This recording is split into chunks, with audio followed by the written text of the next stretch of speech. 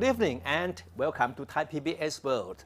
The spread of the deadly coronavirus still shows no sign of abating.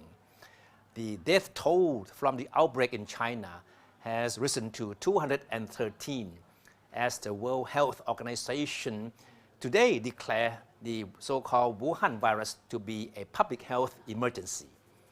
And the Thai government, meanwhile, is prepared to start evacuating Thai citizens still stranded in Wuhan, the epicenter of the disease outbreak, tomorrow. I'm declaring a public health emergency of international concern. By declaring the outbreak a public health emergency, the World Health Organization is authorized to issue guidelines and advice to countries affected by the virus and to collaborate with them in battering the spread of the disease. And after a week-long wait, the Thai government has finally received the green light from Chinese authorities to begin evacuating Thai citizens in Wuhan. Deputy Prime Minister Pravit Wongsuwan said today that a commercial flight from Bangkok will leave for the Chinese city Saturday morning to pick up the Thais. Public Health Minister Anutin Charnvirakul, who is also chairman of a task force dealing with the virus outbreak, said he will be on the Air Asia flight to accompany the Thais back to Bangkok. He said the cost of the evacuation will be totally borne by the government. According to the minister, there are 160 Thais in Wuhan, and 140 of them have registered for evacuation. The flight, he said, will also carry relief and medical materials to be handed over to Chinese authorities to help them with their efforts to fight the outbreak. Many of the items were donated by Thai people who want to show their solidarity with China in this difficult time.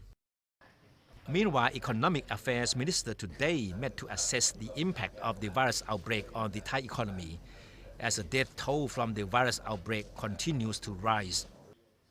At the last count, 213 people in China have died, with close to 10,000 confirmed infection cases in Hubei province, of which Wuhan is the capital. Anutin, however, failed to convince the meeting today to agree to his proposal to suspend visa on arrival for Chinese tourists. The meeting was chaired by Prime Minister Prayut Chan-o-cha, who is back to work today after taking a one-day sick leave. Prayut was down with fever yesterday, a day after visiting Suvarnabhumi International Airport to observe screening of arriving passengers. Government spokeswoman Narumon Pinyosinwat said the Prime Minister cautioned against ending visa on arrival for Chinese tourists.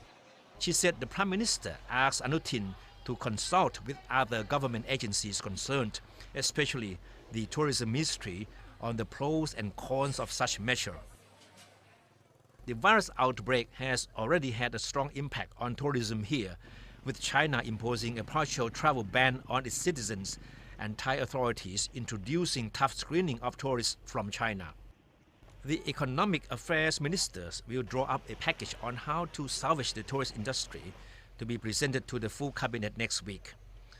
Revenue from tourism accounts for as much as 20% of Thailand's GDP.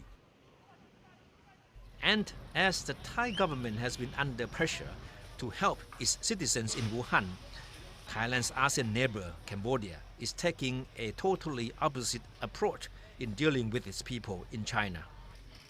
Prime Minister Hun Sen said yesterday that Cambodian citizens in China will not be evacuated, insisting that taking Cambodian students and diplomats out of China at this critical moment would be a slight to the country. Hun Sen also offered a very practical reason for that. He said an evacuation could mean an end to opportunity for Cambodians to study there. Cambodia is known to have an intimate relationship with China, which has been providing generous economic and development assistance to the Hun Sen government. He said he is keeping Cambodian students in China to share Chinese people's happiness and pain. We cannot be there when things are good, but run away when trouble comes, he was quoted as saying by the Phnom Penh Post. The paper said the Cambodian strongman described the decision as soft diplomacy. And to borrow a new greeting phrase now popular in China in the face of the coronavirus outbreak, we would like to wish you 百毒不侵, or to be safe from 100 poisons. And that's all for Thai PBS World tonight. Thank you for watching.